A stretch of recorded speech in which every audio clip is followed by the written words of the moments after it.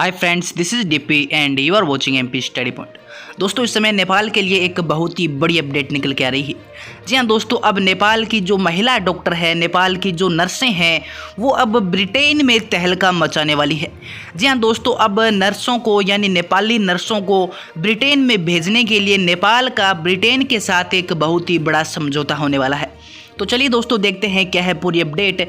और जो नेपाली नर्सें हैं जो ब्रिटेन में काम करेगी, क्या उनको ब्रिटेन की जो नर्सें हैं उनके बराबर ही वेतन मिलेगा या फिर उनसे कम मिलेगा? इसके अलावा समझौता ज्ञापन पर किस प्रकार के हस्ताक्षर हुए हैं, ब्रिटेन के साथ कौन सा ऐसा समझौता हुआ है जिसके तहत अब नेपाल की नर्सें ब्रिटेन में काम करेगी? तो दोस्तों, आप वीडियो के लास्ट तक बने रहें। साथ ही अगर आप इस चैनल पर नए हैं तो चैनल को सब्सक्राइब करके बेल नोटिफिकेशन ऑन कर लें ताकि इस प्रकार की प्रत्येक अपडेट आप तो पहुंच के सबसे पहले। तो चलिए शुरू करते हैं आज का इंपॉर्टेंट वीडियो। तो दोस्तों, मैं आपको बता दूं कि नेपाली डॉक्टर यानी नेपाली नर्सों को द्विपक्षीय श्रम समझौते के तहत ब्रिटेन में काम करने की अनुमति दी जाएगी। और जो दोनों सरकारें हैं यानी नेपाल और ब्रिटेन की सरकारें अगले सप्ताह इस पर हस्ताक्षर करेगी। वहीं दोस्तों, मैं आपको बता दूं कि 14 जून को हुई एक कैबिनेट की बैठक ने नेपाल को यूनाइटेड किंगडम में नर्सों को भेजने की अनुमति देने वाले सौदे को समाप्त करने के लिए सरकार को हरी झंडी दी है।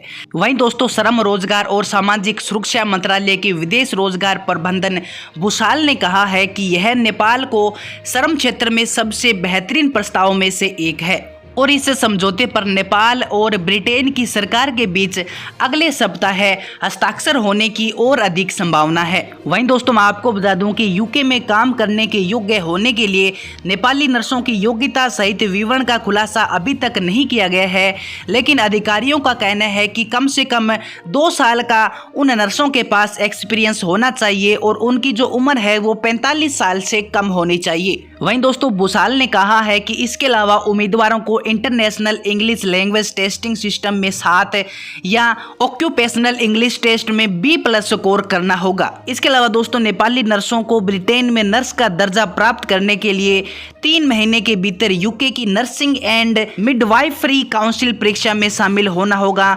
और भूषाल ने कहा है कि जो लोग 3 बार परीक्षा पास करने में असफल रहते हैं, यानी इस परीक्षा में जो लोग 3 बार फेल हो जाते हैं, वे यूके में नर्स बनने के योग्य बिल्कुल नहीं है और नर्स का दर्जा हासिल करने से पहले वे सहायक नर्स के रूप में काम करेगी। और जो नेपाली नर्स परिषद की परीक्षा को पास कर लेती है, इसके एग्जाम को पास कर लेती है, उसके बाद नेपाली नर्सें जो ब्रिटेन में भेजी जाएगी उनको ब्रिटिश समकक्षों के समान ही वेतन मिलेगा। जी हाँ दोस्तों, ये अच्छी बात है कि जो नेपाली नर्सें ब्रिटेन में सेलेक्ट हो जाती है उनको वही वेतन मिलेगा, उनको वही सैलरी मिलेगी जो ब्रिटेन की अन्य नर्सों को मिलती है, जो ब्रिटेन की अन्य महिला डॉक्टरों को मिलती है। वही सेम जो सैलरी है वो भी नेपाली नर्सों को मिलेगी सेलेक्ट होने के बाद। वहीं दोस्तों, नेपाल के नर्सिंग एसोसिएशन के जो अध्यक्ष है प्रोफेसर मन कुमारी राय, उन्होंने कहा है कि ये नेपाली नर्सों के लिए यूके में काम करने का एक बहुत ही अच्छा यानी सुनहरा अवसर है और हमें पूरी उम्मीद है कि नेपाल की जो नर्सें हैं वो यूके की हर परीक्षा में खरी उतरेगी और वो यूके में महिला डॉक्टर बनने के लिए, महिला नर्स बनने के लिए पूरी तरह से काबिल है और वो हर परीक्षा को पास कर सकती है। इसके अलावा दोस्तों, अधिकारियों का कहना है कि नेपाल में कई नर्सें बेरोजगार है और उनके पास इतने पैसे नहीं है कि वो अपना और अपने परिवार का भरण पोषण कर सके। अगर उन्हें यूके में यानी ब्रिटेन में काम करने का मौका मिलता है तो वे निश्चित रूप से अधिक पैसे कमा सकती है। इसके अलावा दोस्तों, बड़ी बात यह है कि नेपाल सरकार चाहती है कि जो नर्सें ब्रिटेन में भेजी जाएगी उनको केवल 5 साल का वर्क परमिट दिया जाएगा, यानी 5 साल के बाद उनका जब कार्यकाल पूरा होता है तो 5 साल के बाद उन्हें नेपाल में वापस आना होगा और 5 साल से ज़्यादा उन्हें परमिट नहीं दिया जा सकता। इसके अलावा दोस्तों, अगर ब्रिटेन के साथ नेपाल का समझौता हो जाता है, समझौते पर हस्ताक्षर हो जाते हैं, तो ब्रिटेन 11वां देश होगा जिसके साथ नेपाल ने श्रम समझौते पर हस्ताक्षर किए हैं।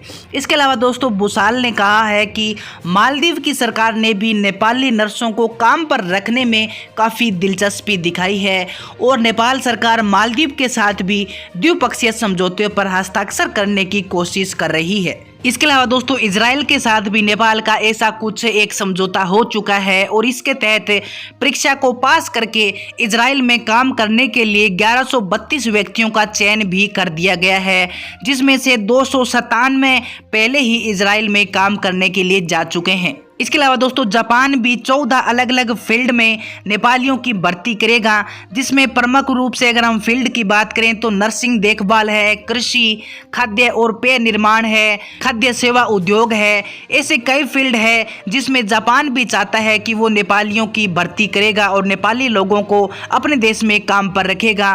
और पिछले महीने से नेपालियों को नर्सिंग केयर की नौकरी में नियुक्त किया जाना शुरू भी हो चुका है। इसके अलावा दोस्तों भूसाल ने यह भी बताया है कि नर्सिंग क्षेत्र के अलावा आने वाले दिनों में ब्रिटेन के अन्य कई फील्ड्स में नेपाल के लोगों को भेजा जा सकता है और इस पर ब्रिटेन के साथ बातचीत चल रही है। यानी नर्सिंग फील्ड के अलावा अन्य क्षेत्रों में भी नेपाली लोगों को ब्रिटेन में काम करने के लिए भेजा जा सकता है। तो दोस्तों ये नेपाली लोगों के लिए एक सुनहरा अवसर है कि वो इंटरनेशनल स्तर पर अपनी काबिलियत दिखा सकते हैं और विदेशों में जाकर अपनी आर्थिक स्थिति में सुधार कर सकते हैं, अच्छे खासे पैसे कमा सकते हैं और अपना इंटरनेशनल स्तर पर भी नाम कमा सकते हैं। तो सच में दोस्तों ये नेपाल के लिए, नेपाल के लोगों के लिए एक सुनहरा अवसर है कि वो विदेशों में जाकर भी अब काम कर सकते हैं और अपने लिए और अपने देश के लिए कुछ बड़ा कर सकते हैं। तो दोस्तों इस बारे में आपके क्या विचार है, आप अपने विचार भी मुझे कमेंट सेक्शन में बता सकते हैं। तो दोस्तों आज की वीडियो में इतना ही। ये वीडियो काफ़ी इन्फॉर्मेटिव है तो आप अपने दोस्तों के पास भी जरूर शेयर करें। चैनल पर नए हैं तो चैनल को भी जरूर सब्सक्राइब कर लें ताकि इस प्रकार की प्रत्येक अपडेट आप तक पहुंच के सबसे पहले। तो मिलते हैं अगली वीडियो में एक नई अपडेट के साथ।